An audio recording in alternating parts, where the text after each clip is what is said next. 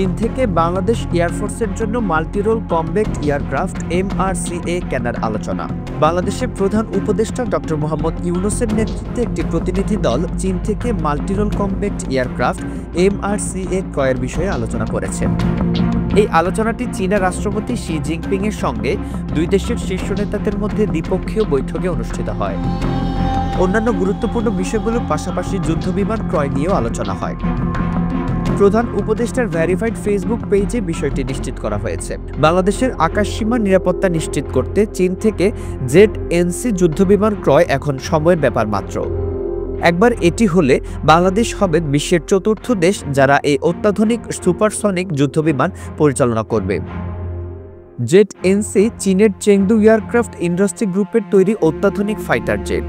এটি রাফায়েলের মতোই 4.5 প্রজন্মের ফাইটার জেট এবং এতে AISA রাডার ব্যবহৃত, যা 200 কিলোমিটার রেঞ্জে বিমান বা মিসাইল ট্র্যাক করতে সক্ষম।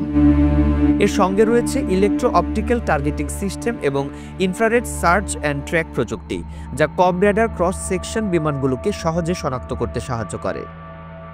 এই বিমানটি এয়ার টু এয়ার মিসাইল হিসেবে PL-15 এবং PL-10 মিসাইল ধারণ করতে সক্ষম, যার রেঞ্জ 200 থেকে 300 কিলোমিটার পর্যন্ত হতে পারে। এছাড়া KD-888 ক্রুজ মিসাইল এবং LLC গ্লাইড বোমা ব্যবহার করার সুযোগও রয়েছে।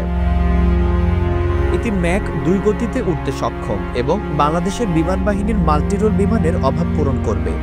এছাড়া এই বিমান বাংলাদেশের সম্ভাব্য প্রতিদ্বন্দ্বী বিমান বাহিনীর জন্য একটি বড় হুমকি হয়ে উঠতে পারে। ZNCর বৈশিষ্ট্য এবং এর সক্ষমতা নিয়ে বিস্তারিত আলোচনা আপনার কেমন লাগলো কমেন্টে জানাতে ভুলবেন না।